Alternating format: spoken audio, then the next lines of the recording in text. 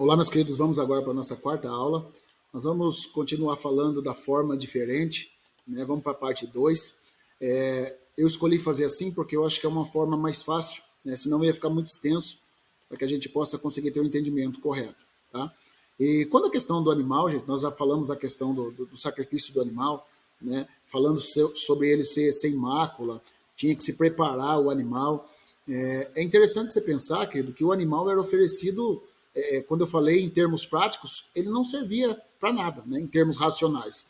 Ele era cortado, né, uma parte ficava com o ofertante, outra com aquele que era o sacerdote na época, e uma parte era oferecido a Deus. Né?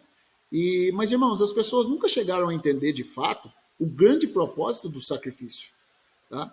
Porque o que Deus queria era justamente cultivar no coração do povo, gente, né, o valor de Deus, né, o valor de Deus, tá? Ele estando acima de todas as coisas. O que Deus queria era que as pessoas, porque assim, para a pessoa tinha importância, tinha o seu valor, né? E o que Deus queria era que a pessoa pudesse entender que o que é importante para ela, né, para ela em si, ia ser dado a Deus. Então o valor de Deus ali ia ser colocado em primeiro lugar. E Deus está acima de tudo, gente. Isso a gente precisa colocar e ter o um entendimento correto quando se trata da questão do louvor e da adoração. Gente, eu quero falar um pouquinho na preparação que existia para a questão do culto. Como que eles preparavam o animal, né? Como que se trabalhava a questão do animal. É importante a gente compreender isso da forma correta hoje, a forma que nós devemos oferecer o nosso culto a Deus. Eu disse que toda simbologia, ela aponta para um futuro. Ela é uma sombra, ela não tem a imagem exata. Ela é uma sombra de bens vindouros. Então, assim, isso apontava para um futuro de algo muito interessante. A entrega do animal em si, ela não tinha valor algum. Mas o que ela significava para a pessoa, isso tinha muito valor. Tá? Por que a gente fica pensando em relação a isso hoje? Porque hoje nós não estamos habituados, querido, com a criação de ovelhas.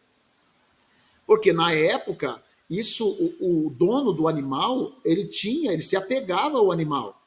Gente, eu acho muito interessante o que a Bíblia diz no livro de João, no capítulo 10, no versículo 3, quando Jesus fala que as ovelhas, elas conhecem a voz do pastor. Isso aí é algo impressionante, gente. Você pensar. Esses dias eu estava vendo um vídeo, né, tá na internet, onde as ovelhas elas estão todas juntas, né, pastando, e vai alguém lá chamar elas, e chama, e chama, e chama, e chama, e elas não se movem. Elas não se movem, elas não saem do lugar. De repente o pastor ele não chama, ele só sai da onde ele está e ele sai andando. Gente, a hora que elas veem, elas saem da onde elas estão pastando e elas acompanham. É fantástico. É fantástico. Porque se criava uma intimidade, né? Se criava algo diferente. Tinha-se um relacionamento. Então Jesus está dizendo, as ovelhas conhecem a voz do pastor. Esse não precisava nem falar, irmão. Mas quando o pastor dá um comando, elas sabem ouvir. Elas sabem. Elas têm noção de quem é o pastor. E elas seguem. Né? E a Bíblia vai dizer que este, por sua vez, chama pelo nome. Gente, é fantástico, porque é conhecida pelo nome. Cada ovelha se é chamada pelo nome. Então, gente, para você colocar nome, você não coloca nome em qualquer coisa. Você não coloca nome, né? Geralmente o nome é dado realmente para familiar. Alguns ainda, eu acho que hoje é meio estranho, né? Porque alguns dão nome para cachorro, né, irmão? Mas assim, mesmo assim, os cachorros, eles vivem dentro da casa, né? E assim, mas assim, tinha um tipo de relacionamento onde ela era chamada pelo nome. Então, assim, tinha-se um contato muito forte. Hoje a gente não tem muita ideia de como funcionava, mas tinha-se um cuidado extremo. O pastor, ele ficava, geralmente, quando levava as ovelhas para algum lugar, ele ficava de olho, ele protegia, ele guardava. Tinha-se um cuidado totalmente diferente, né? Quando você vê, por exemplo, eles iam para a caverna para deixar elas protegidas, ele ficava na porta da caverna para proteger as ovelhas. Então, assim, tinha-se um apreço muito forte em relação às ovelhas, né? A entrega do animal em si não tinha valor algum, né? Mas o que ela significava para a pessoa tinha muito valor. Você vê, por exemplo, um texto, quando o profeta Natan foi para repreender Davi de seu pecado, ele usou uma parábola para ilustrar o que Davi fizera, né? e ele descreveu debaixo de uma alegoria, né? E ele fala dentro dessa alegoria como se chegava um homem a se apegar a um animal, né? Ele fala de uma, lá em 2 Samuel 12:3, ele fala de uma ovelha que criara. Era um de estimação, gente, muito forte. Como sendo um verdadeiro animal debaixo de estimação, né? E ele fala com um animal que criara, que dormia em seu regaço, ou seja, vivia de uma proximidade, né, muito forte com o seu dono, tá? Então nós precisamos entender como que funcionava a questão da preparação para o culto. Gente, hoje as pessoas estão entregando qualquer coisa para Deus. Eu fico profundamente triste em ver como as pessoas elas vão para o culto. Não existe nenhum tipo de preparação. As nossas igrejas hoje têm tido pessoas que não se preparam para estar no culto. Não existe nenhum tipo de contato e relacionamento com Deus de forma mais profunda. Quando eles vão oferecer o culto a Deus, eles oferecem qualquer coisa. Eles oferecem de qualquer forma. Sem contar, gente, o fato de muita gente chegar atrasado. Como que pode, né, as pessoas chegarem atrasadas no culto? Eu vi esses dias alguém brincando, Deus habita no meio dos louvores, por isso que eu chego no meio. Gente, é uma falta de respeito, é uma falta de amor, é uma falta de dedicação a Deus e um nível de entrega baixíssimo que se tem hoje. As pessoas estão oferecendo a coisa de qualquer forma. Estão chegando, gente, no culto, muitas vezes, debaixo da bênção apostólica. E não é só isso.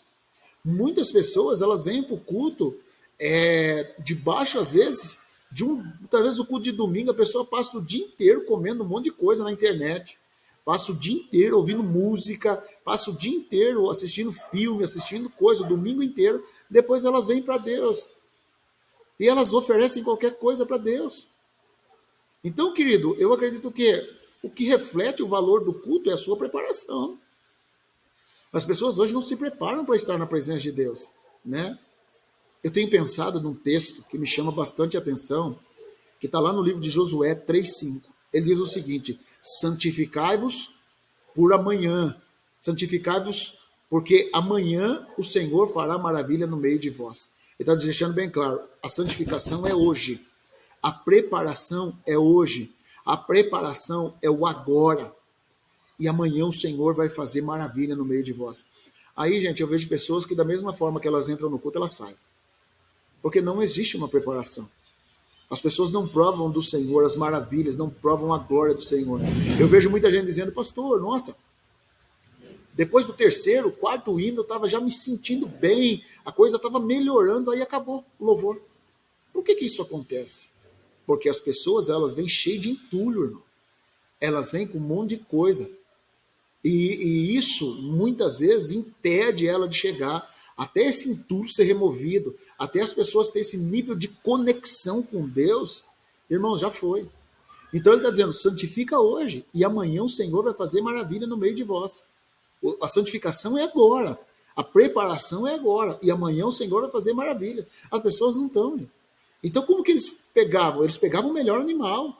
Eles pegavam um animal sem mácula, geralmente aquele animal que crescia ali junto, aquele animal que ele já era separado desde pequeno, aquele animal, gente, que era um animal de estimação, não se oferecia qualquer coisa, porque ela precisava, o animal representava algo para a pessoa, e se representava algo para a pessoa, eles entregavam a Deus, dizendo para Deus, Deus, eu expresso que eu te dou o meu melhor. O culto é o lugar de oferecer o melhor a Deus. A única exceção que se tinha, gente, está lá no livro de Deuteronômio, no capítulo 14, versículo 24. Tá? A única exceção que a Bíblia fala de levar o animal que era preparado, né, quando alguém fosse subir a Jerusalém, sacrificar o Senhor e morasse muito longe, para que esse animal poderia não suportar a viagem, ou até mesmo passar algum tipo de situação. Né, eles eram vendidos lá. E o próprio templo, onde se vendiam os animais, era comprado o animal e era oferecido ao Senhor. Vamos ler o texto para que a gente possa entender melhor? Deuteronômio capítulo 14, versículo 24. Diz assim, quando o caminho te for tão comprido que o possas levar, por estar longe de ti, o lugar que escolher o Senhor teu Deus para ali pôr o seu nome, quando o Senhor teu Deus te tiver abençoado, então vende-os, ata o dinheiro na tua mão e vai ao lugar que escolher o Senhor teu Deus. e aquele dinheiro darás por tudo que deseja a tua alma, por vacas, por ovelhas e por vinho, ou por bebida forte, e por tudo que te pedir a tua alma. Come-os ali perante o Senhor teu Deus, e alegra-te tu e a tua casa. Então, com a orientação do Senhor, Deus queria apenas facilitar o trânsito daquele que iria adorar. Só isso, gente, apenas isso. Facilitar a viagem, nada mais, né? Ele deveria pegar as suas ovelhas, o melhor que ele tinha, aquilo que representava para o Senhor o melhor, né? Reconhecido aquilo que é o melhor do seu rebanho, vender ali, né? Então, quando chegava o dia de subir ao templo, ele se desfazia do dinheiro e comprava um animal melhor lá para oferecer a Deus. Então, a forma de cultuar, gente, precisa ser o melhor. Eu fico sim, assustado hoje como as pessoas oferecem qualquer coisa para Deus. Nós vamos chegar a falar um pouquinho mais na frente sobre isso. Mas na hora de bater palma, gente, é uma falta né, de dedicação, de entrega. Você fala para o povo, fecha os olhos, irmãos, vamos adorar a Deus. As pessoas estão pensando em outra coisa. Sem contar o que eu falei de chegar atrasado. E ainda mais, o nível de pessoas que ficam andando dentro da igreja. Como é que pode, gente? Então, assim, se aquele animal representava algo muito maior, hoje nós vemos as pessoas oferecendo qualquer coisa para Deus. Não se preparam para oferecer as coisas para Deus. Não se preparam. Gente, eu fico assustado, porque se Deus está dizendo, prepara hoje, que amanhã tem coisas maravilhosas, é porque Deus ele é um Deus que espera que você possa oferecer o melhor. A resposta dele vem por aquilo que é o melhor. Gente, Deus merece o melhor ou não? O nosso Deus merece o melhor. Então a gente precisa saber o que nós estamos oferecendo. Eu vejo hoje as pessoas indo na igreja no sentido de que, Deus entende. Não, Deus não entende nada. Deus não entende nada. O texto que a gente leu lá no começo, ele disse, eu sou Deus, sou o seu pai, cadê a honra?